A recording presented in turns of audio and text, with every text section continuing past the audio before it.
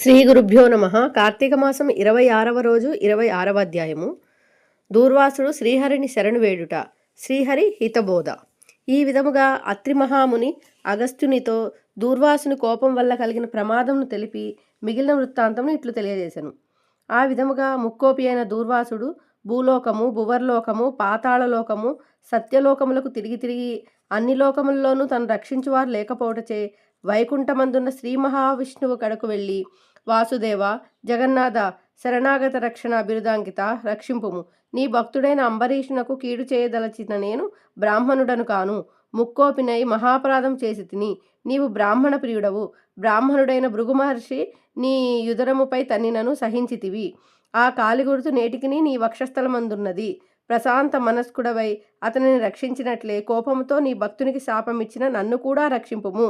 శ్రీహరి, నీ చక్రాయుధము నన్ను చంపవచ్చుచున్నదని దూర్వాసుడు శ్రీమన్నారాయణుని పరిపరి విధముల ప్రార్థించెను. ఆ విధముగా దూర్వాసుడు అహంకారమును వదిలి తనను ప్రార్థించుట చూచి శ్రీహరి చిరునవ్వు నవ్వి, దూర్వాస, నీ మాటలు యథార్థములు. నీ వంటి తపోధనులు నాకు అత్యంత ప్రియులు. నీవు బ్రాహ్మణ రూపమున పుట్టిన రుద్రుడవు.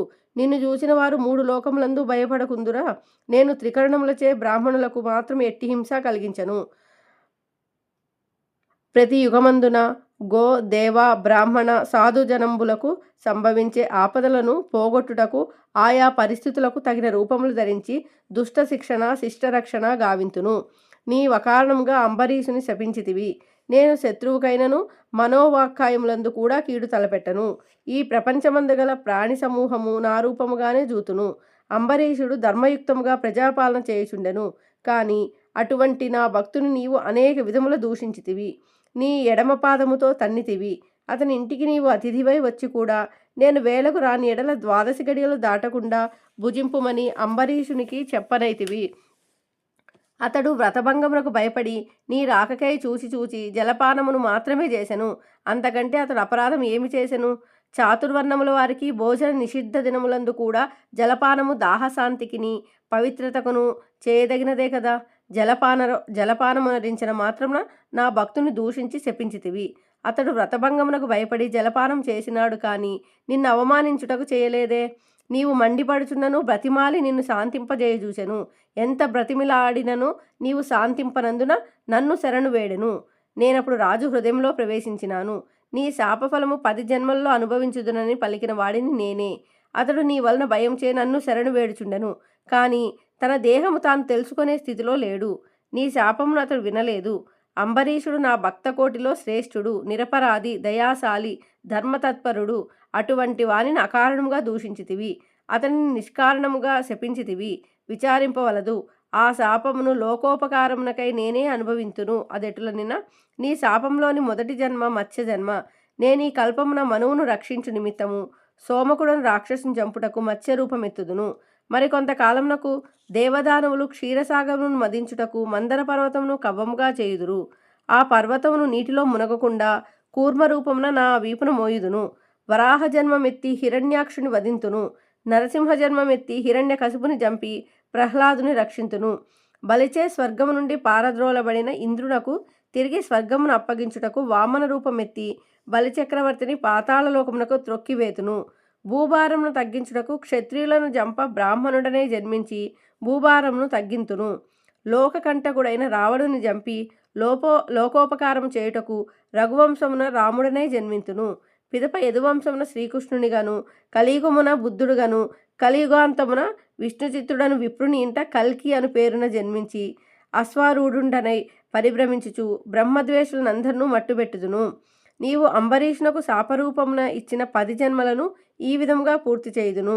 ఇట్లు నా దశావతారములను సదా స్మరించు వారికి సమస్త పాపములు హరింపజేసి వైకుంఠ ప్రాప్తి నొసంగుదును. ఇది ముమ్మాటికి తథ్యము. 26వ రోజు పారాయణము సమాప్తము. 27వ రోజు అధ్యాయము. దూర్వాసుడు అంబరీషుని ఆశ్రయించుట. మరల అత్రి మహాముని అగస్త్యునకిట్లు వచించెను. కుంభసంభవ, శ్రీహరి దుర్వాసుని ఎంతో ప్రేమతో చేరదీసి ఇంకనూ ఇట్లు చెప్పెను. ఓ దూర్వాసముని, నీవు అంబరీషుని శపించిన విధముగా ఆ 10 జన్మలు నాకు సంతోషకరమైనవే. నేను అవతారములెత్తుటకు కష్టము కాదు. నీవు తపస్సాలివి. నీ మాటలకు విలువ ఇవ్వవలెను గాన అందులకు నేను అంగీకరించి తిని. బ్రాహ్మణుల మాట అసత్యమైనచో వారికి గౌరవం ఉండదు. ఇటు భక్తులను కాపాడుట, అటు బ్రాహ్మణుల మాట తప్పకుండుట నా కర్తవ్యము. నీవు అంబరీషుని ఇంట భుజింపక వచ్చినందులకు అతడు చింతాక్రాంతుడై బ్రాహ్మణ పరివృతుడై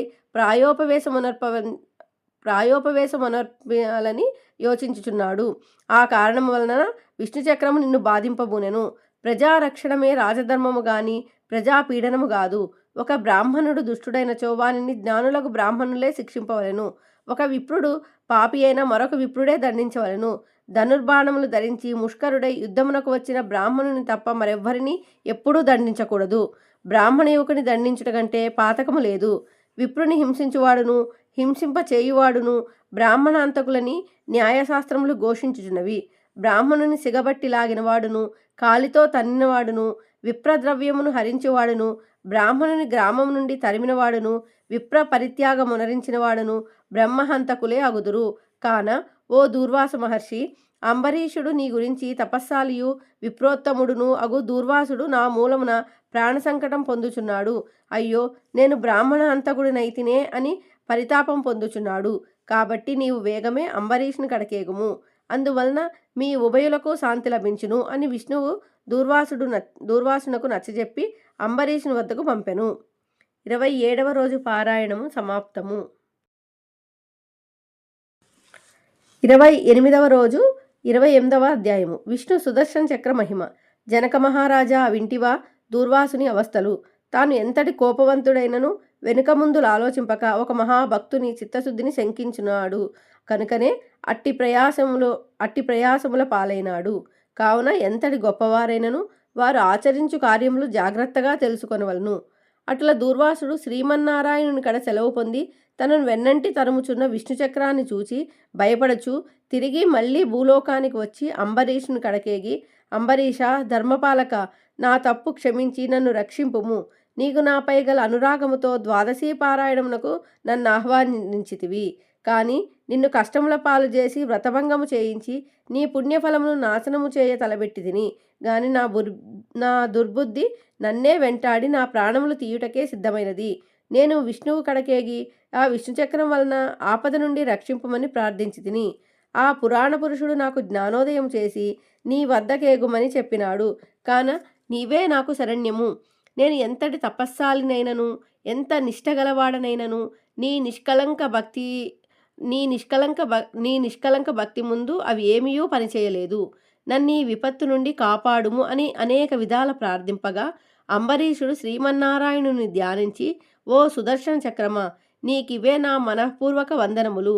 ఈ దూర్వాస మహాముని తెలిసియో తెలియకో తొందరపాటుగా ఈ కష్టములు కొని తెచ్చుకొనెను. అయినను ఈతడు బ్రాహ్మణుడు గాన ఈతనిని చంపవలదు. ఒకవేళ నీ కర్తవ్యమును నిర్వహింప తలచితివేని ముందు నన్ను చంపి తర్వాత ఈ దూర్వాసుని చంపుము. నీవు శ్రీమన్నారాయణుని ఆయుధానివి. నేను శ్రీమన్నారాయణుని భక్తుడను. నాకు శ్రీమన్నారాయణుడు ఇలవేల్పు దైవము. నీవు శ్రీహరి చేతిలో నుండి అనేక యుద్ధములలో అనేక మంది లోకకంటకులను చంపితివి గాని శరణుగోరు వారిని ఇంతవరకు చంపలేదు. అందువలననే ఈ దుర్వాసుడు ముల్లోకములు తిరిగినను ఈతనిని వెంటాడుచునే ఉన్నావు గాని చంపుటలేదు. దేవా, సురాసురాది భూతకోటులన్నయూ ఒక్కటిగా ఏకమైనను నిన్నేమియూ చేయజాలవు. నీ శక్తికి ఏ విధమైన అడ్డునూ లేదు. ఈ విషయం లోకమంతటికీ తెలియను. అయినను మునిపుంగవునికి ఏ అపాయము కలగకుండా రక్షింపుము అని ప్రార్థించుచున్నాను. నీ యందు శ్రీమన్నారాయణుని శక్తి ఇమిడి ఉన్నది. నిన్ను వేడుకొనుచున్న నన్నును శరణు వేడిని ఈ దుర్వాసుని రక్షింపుము అని అనేక విధములు స్తుతించుట వలన అతి రౌద్రాకారముతో నిప్పులు గక్కుచున్న విష్ణు చక్రాయుధము అంబరీషుని ప్రార్థనలకు శాంతించి, ఓ భక్తాగ్రేశ్వర అంబరీష, నీ భక్తిని పరీక్షించుటకిట్లు చేసి తిని గాని వేరుగాదు. అత్యంత దుర్మార్గులు మహాపరాక్రమవంతులైన మధుకైటబులను దేవతలందరూ ఏకమై కూడా చంపజాలని మూర్ఖులను నేను దునుమాడుట నీ వెరుగుదువు కదా. ఈ లోకములో దుష్ట శిక్షణ శిష్ట రక్షణకై శ్రీహరి నన్ను వినియోగించి ముల్లోకములందు ధర్మమును స్థాపించుచుండును. ఇది ఎల్లరికూ తెలిసిన విషయమే. ముక్కోపియగు దూర్వాసుడు నీపై పగబూని నీ వ్రతమును నశింపజేసి నానా ఇక్కట్లు పెట్టవలనని కన్నులెర్రజేసి నీ మీద చూపిన రౌద్రమును నేను తిలకించి తిని. నిరపరాధివగు నిన్ను రక్షించి ఈ ముని గర్వమణచవలెనని తరుముచున్నాను. ఈతడు కూడా సామాన్యుడు గాడు. ఇతడు రుద్రాంశ సంభూతుడు, బ్రహ్మ తేజస్సు గలవాడు, మహాతపస్సాలి. రుద్రతేజము భూలోకవాసులనందరినూ చంపగలదు గాని శక్తిలో నాకంటే ఎక్కువేమియూ గాదు. సృష్టికర్తయగు బ్రహ్మ తేజస్సు కంటెను, కైలాసవతియగు మహేశ్వరుని తేజశక్తి కంటెను ఎక్కువైన శ్రీహరి తేజస్సుతో నుండియున్న నాతో రుద్ర తేజస్సు గల దుర్వాసుడు గాని క్షత్రియ తేజస్సు గల నీవు గాని తులతూగరు, నన్నెదుర్కొనజాలరు. తనకన్నా ఎదుటివాడు బలవంతుడై ఉన్నప్పుడు అతనితో సంధి చేసుకొనుట ఉత్తమము. ఈ నీతిని ఆచరించు వారు ఎటువంటి విపత్తుల నుండైనను తప్పించుకొనగలరు. ఇంతవరకు జరిగినదంతయు విస్మరించి శరణార్థి అయి వచ్చిన ఆ దుర్వాసుని గౌరవించి నీ ధర్మము నీవు నిర్వర్తింపుము అని చక్రాయుధం పలికెను. అంబరీషుడు ఆ పలుకులను ఆలకించి, నేను దేవ గో బ్రాహ్మణాదులందును స్త్రీల యందును గౌరవము గలవాడను. నా రాజ్యములో సర్వజనులు సుఖంగా నుండవలననియే నా అభిలాష. కాన శరణుగోరిన ఈ దూర్వాసుని నన్ను కరుణించి రక్షింపుము. వేల కొలది అగ్నిదేవతలు కోట్ల కొలది సూర్యమండలములు ఏకమైనను నీ శక్తికి తేజస్సుకు సాటిరావు. నీవు అట్టి తేజోరాశివి.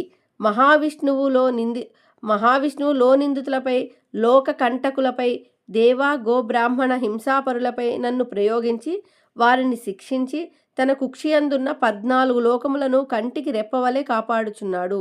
కాన నీకివే నా మనఃపూర్వక నమస్కృతులు అని పలికి చక్రాయుధం పాదములపై పడెను. అంతట సుదర్శన చక్రము అంబరీషుని లేవదీసి గాఢాలింగనమునర్చి, అంబరీష, నీ నిష్కలంక భక్తికి మెచ్చితిని. విష్ణు స్తోత్రము 3 కాలముల యందు నెవరు పఠింతురో, ఎవరు దాన ధర్మములతో పుణ్యఫలమును వృద్ధి చేసుకొందురో, ఎవరు పరులను హింసించక, పరధనములను ఆశపడక, పరస్త్రీలను చెరబట్టక, గోహత్య, బ్రాహ్మణహత్య, శిశుహత్యాది మహాపాతకములు చేయకుందురో, అట్టి వారి కష్టములు నశించి దూర్వాసుని రక్షించుచున్నాను. నీ ద్వాదశీ వ్రత ప్రభావము చాలా గొప్పది. నీ పుణ్యఫలము ముందు ఈ మునిపుంగవుని తపశ్శక్తి పనిచేయలేదు అని చెప్పి అతనిని ఆశీర్వదించి అదృశ్యమయ్యను. 28వ రోజు పారాయణము సమాప్తము. 29వ అధ్యాయము. అంబరీషుడు దూర్వాసుని పూజించుట. ద్వాదశీ పారాయణము. అత్రి మహాముని అగస్త్యుల వారితో ఈ విధంగా సుదర్శన చక్రము అంబరీషునికి అభయమిచ్చి ఉభయులను రక్షించి భక్తికోటికి దర్శనమిచ్చి అంతర్ధానమైన వైనము చెప్పి తిరిగి ఇట్లు నుడవనారంభించెను. ఆ తరువాత అంబరీషుడు దూర్వాసుని పాదములపై పడి దండ ప్రణామములాచరించి పాదములను కడిగి ఆ కడిగిన నీళ్లను తన శిరస్సుపై జల్లుకొని, ఓ మునిశ్రేష్ఠ, నేను సంసార మార్గమందున్న యొక్క సామాన్య గృహస్థుడను.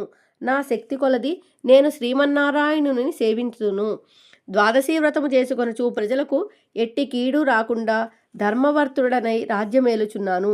నా వలన మీకు సంభవించిన కష్టమునకు నన్ను మన్నింపుడు. మీ ఎడల నాకు అమితమైన అనురాగముండుట చేతనే తమకు ఆతిథ్యం ఇవ్వవలయునని ఆహ్వానించి తిని కాన నా ఆతిథ్యమును స్వీకరించి నన్నును నా వంశమును పావనము చేసి కృతార్థుడిని చేయుడు. మీరు దయార్థ హృదయులు. ప్రథమ కోపముతో నన్ను శపించినను మరల నా గృహమునకు విచ్చేసి తిరి. నేను ధన్యుడనైతిని. మీ రాక వలన శ్రీ మహావిష్ణువు యొక్క సుదర్శనమును చూసు భాగ్యము నాకు కలిగినది. అందులకు నేను నీ ఉపకారమును మరువలేకున్నాను. మహానుభావ, నా మనస్సంతోషముచే మిమ్మెట్లు స్తుతింపవలయును నా నోట పలుకులు రాకున్నవి. నా కండ్ల వెంట వచ్చు ఆనంద బాష్పములతో తమ పాదములు కడుగుచున్నాను. తమకు ఎంత సేవ చేసినను ఇంకనూ రుణపడియుందును. కాన ఓ పుణ్యపురుష, నాకు మరల నరజన్మ రాకుండా ఉండేటట్లును సదా మీ బోటి మునిశ్రేష్ఠుల యందును ఆ శ్రీమన్నారాయణుని యందును మనస్సు గలవాడనే ఉండునట్లును నన్ను ఆశీర్వదించుడని ప్రార్థించి సహపంక్తి భోజనమునకు దయచేయుడని ఆహ్వానించెను.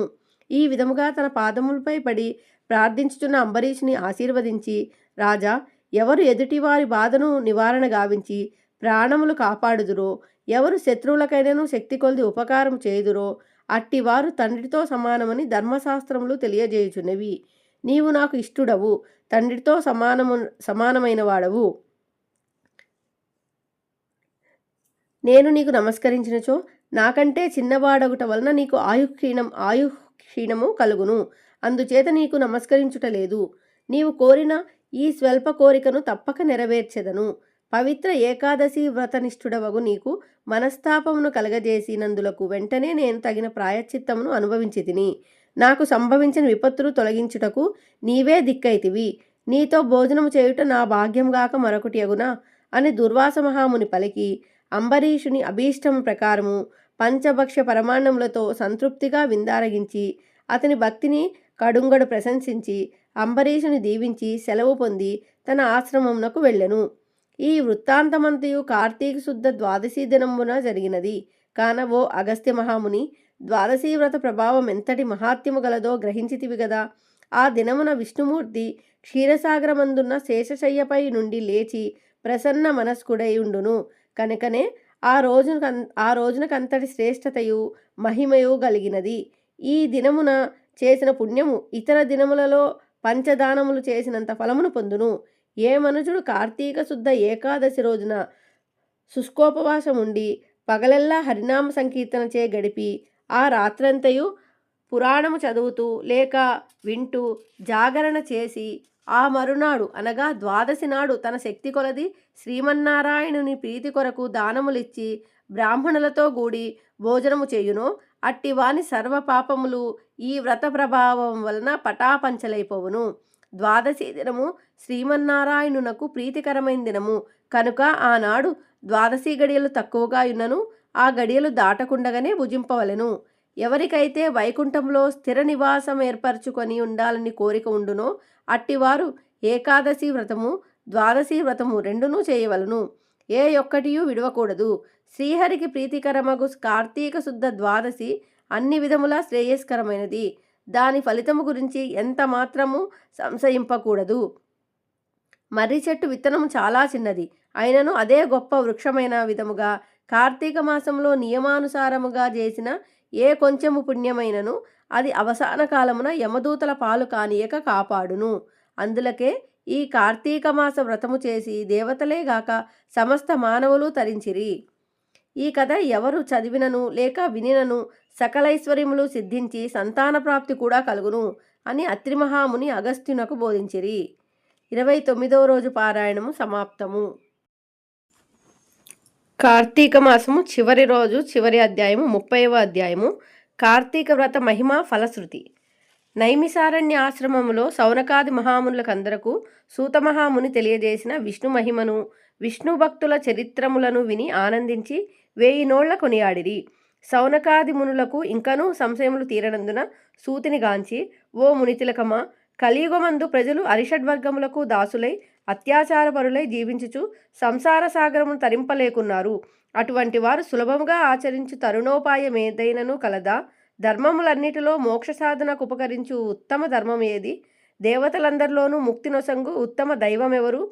మానవుని ఆవరించియున్న అజ్ఞానమును రూపుమాపి పుణ్యఫలమిచ్చు కార్యమేది?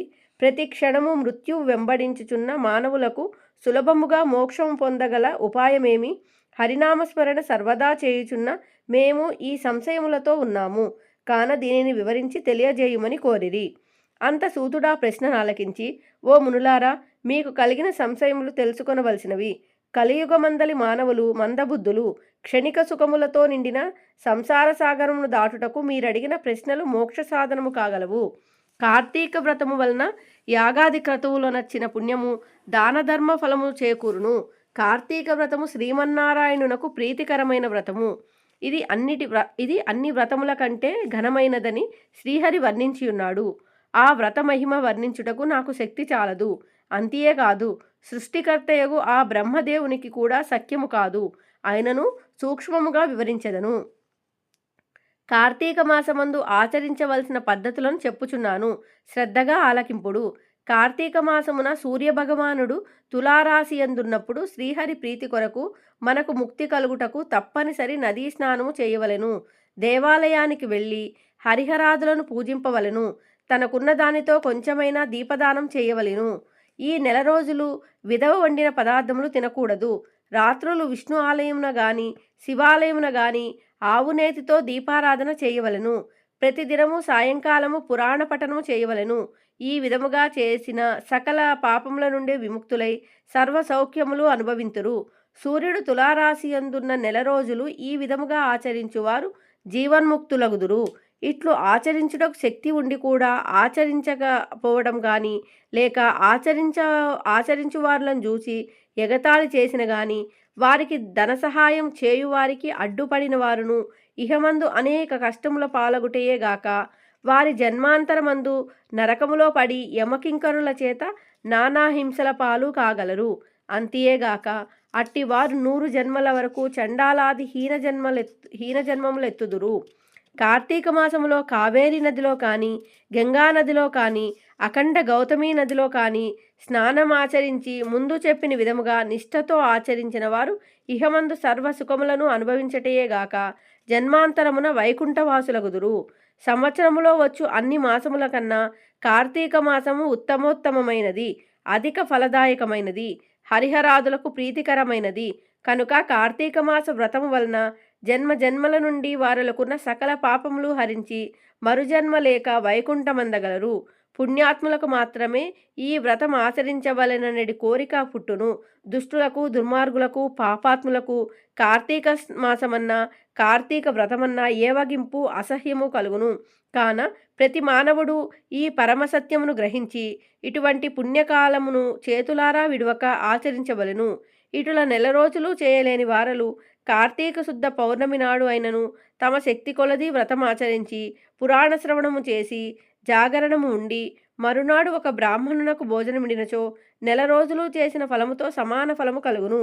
ఈ మాసములో ధనము, ధాన్యము, బంగారము, గృహము, కన్యాదానములు చేసినచో ఎప్పటికీ తరగని పుణ్యము లభించును. ఈ నెల రోజులు ధనవంతుడైనను బీదవాడైనను మరెవ్వరైనను సరే సదా హరినామస్మరణ చేయుచు పురాణములు వింటూ పుణ్యతీర్థములను సేవిస్తూ దానధర్మములు చేయుచు నెడల వారికి పుణ్యలోకమబ్బును. ఈ కథను చదివిన వారికిని వినిన వారికిని శ్రీమన్నారాయణుడు సకలైశ్వర్యములు ఇచ్చి వైకుంఠ ప్రాప్తి కలుగజేయును. 30వ రోజు ఆఖరి రోజు పారాయణం సమాప్తము.